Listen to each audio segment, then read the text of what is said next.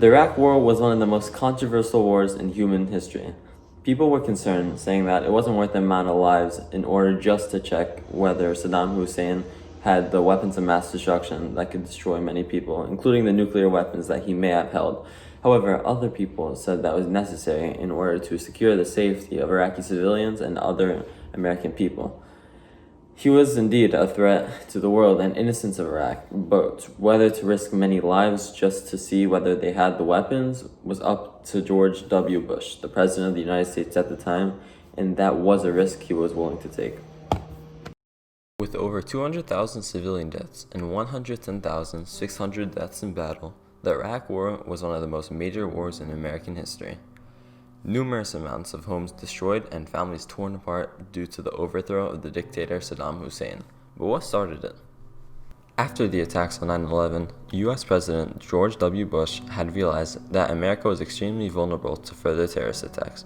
It was said that Iraq had held and were in current manufacture of weapons that could cause mass destruction.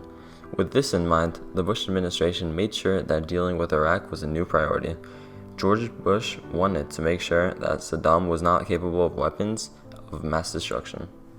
President Bush offered Saddam an ultimatum, which was to leave Iraq within 48 hours. Saddam refused, and on March 20, 2003, the US launched an attack, bringing several precision bombs on a bunker which was believed to hold Saddam, and American troops invaded Iraq from the south. In search of Saddam, US troops moved throughout Iraq and faced numerous challenges on the way. One of the US troops, named Jerry King, documented his experience. About the time I opened my MRE, meal ready to eat, I heard an explosion. Apparently, a suicide bomber had blown himself up, killing 4 soldiers from my squadron and injuring another. About a month after, King was sitting in his combat outpost when a suicide bomber exploded dump trucks and collapsed the whole outpost, killing him and 8 other soldiers. The experience told by Jerry King helps us to show what had really happened and the reality that American troops had to deal with in a hostile environment. Another documented attack was by Ahmed Hamid, who was a shopkeeper in Baghdad. He said that the street was transformed into a swimming pool of blood after witnessing a car bombing in Baghdad that killed 140 people. It was difficult because we were struggling with supplies. There was a lack of essentials to life like electricity, water, food, and with the war there was an embargo in Iraq. And Iraq is a country that has natural resources like oil, mercury, minerals. Iraq couldn't use these resources to export to other countries and in return get like goods and foods and stuff.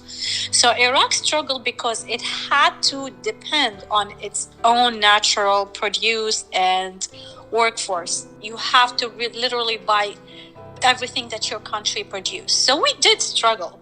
On December 13, 2003, Saddam Hussein was captured by US forces and stood trial for various crimes, and was executed about 3 years later on December 30, 2006.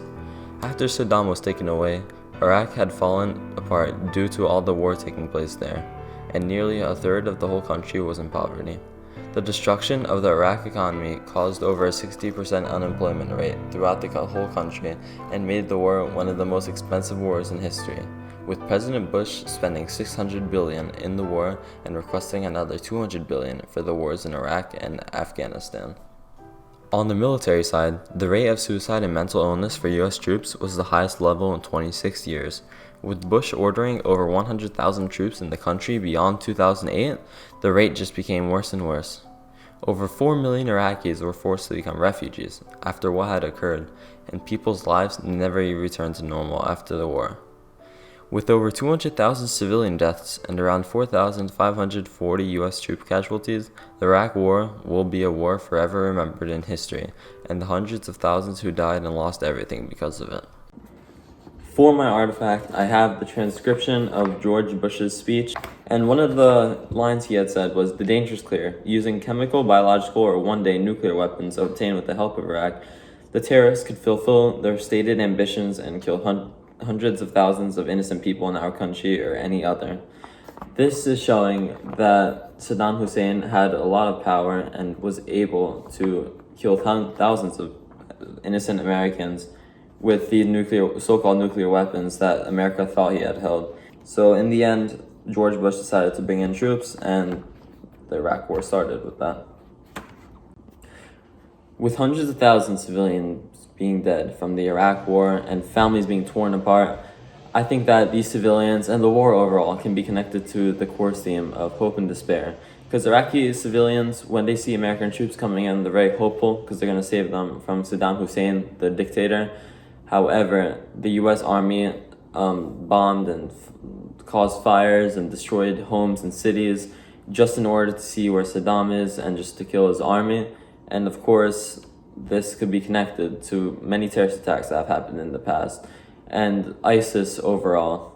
And in conclusion, the war in Iraq was a very debated decision, but a lot was lost on the way.